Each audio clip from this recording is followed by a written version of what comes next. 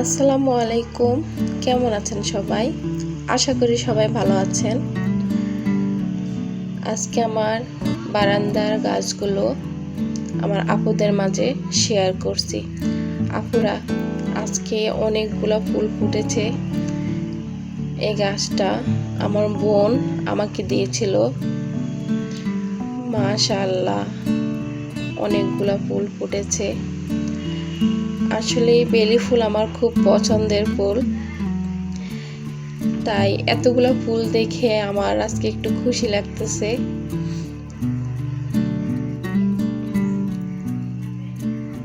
ফুল সবারই ভালো লাগে, তাই না?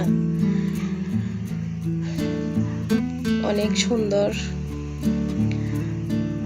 দুটো গাছ গিফট করেছিল। এই যে আরেকটা জবা ফুল, দেখুন মাশাআল্লাহ, ফুলগুলো এত সুন্দর, আমি নিজেও ভাবতে পারিনি যে ফুলগুলো এত সুন্দর হবে।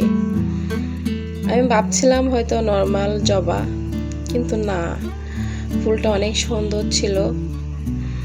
এই বেলি ফুল গাছটা আর জবা ফুল গাছটা আমার বোন দিয়েছিল।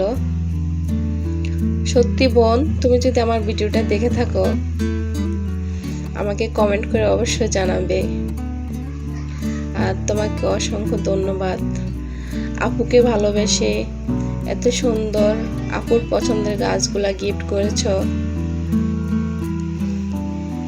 সাথে আছে নয়নতারা, টাইম ফুল, এখানে একটা গোলাপ গাছ আছে। দেখুন কলি আসছে গাছে, 2-1 দিন পর ফুলটা ফুটবে। বিকেলে নাস্তার জন্য নুডলস রান্না করে নিব। দিয়ে দিলাম তেল,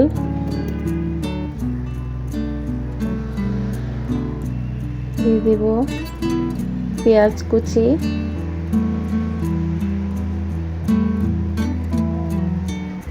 নেড়ে দিচ্ছি।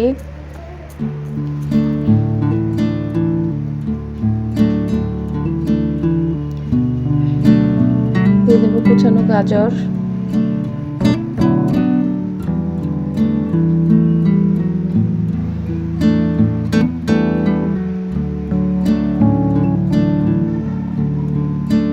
দিয়ে দেবো পরিমাণ মতো লবণ,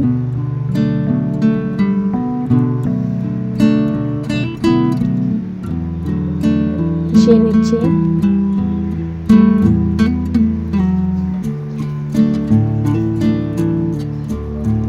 টমেটো কুচি, আগে থেকে কুচানো টমেটো দিয়ে দিলাম। টমেটোটা একটু পরে দেওয়ার চেষ্টা করবেন, কারণ গাজর সিদ্ধ হতে একটু সময় লাগে। দিয়ে দিচ্ছি নুডলসের মশলা।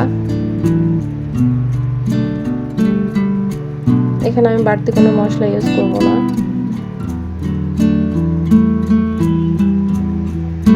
একটা ডিম দেব, ডিমটা ভেঙে দিচ্ছি।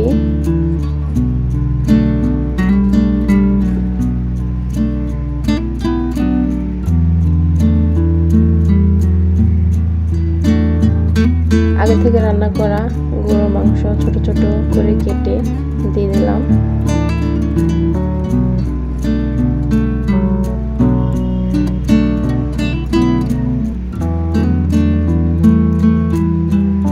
এখন দিয়ে দেব সয়া সস,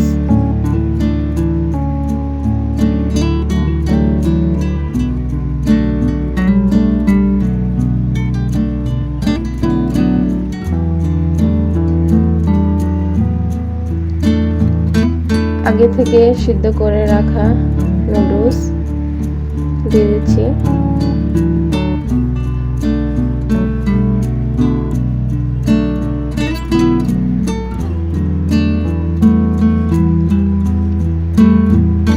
ভালোভাবে মিশিয়ে নেব।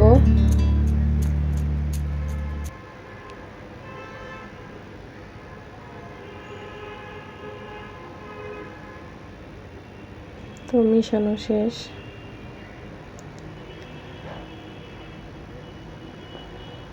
দিয়ে দিলাম কাঁচামরিচ। আমি সবসময় নুডলসের সাথে কাঁচামরিচটা পরে দিই,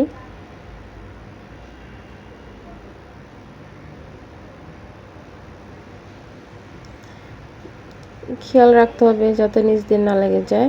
দিয়ে দিলাম টেস্টি সল্ট।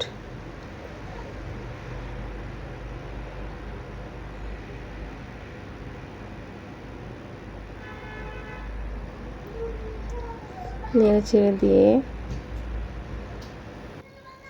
মিশিয়ে নিলাম। এই তো রান্না শেষ।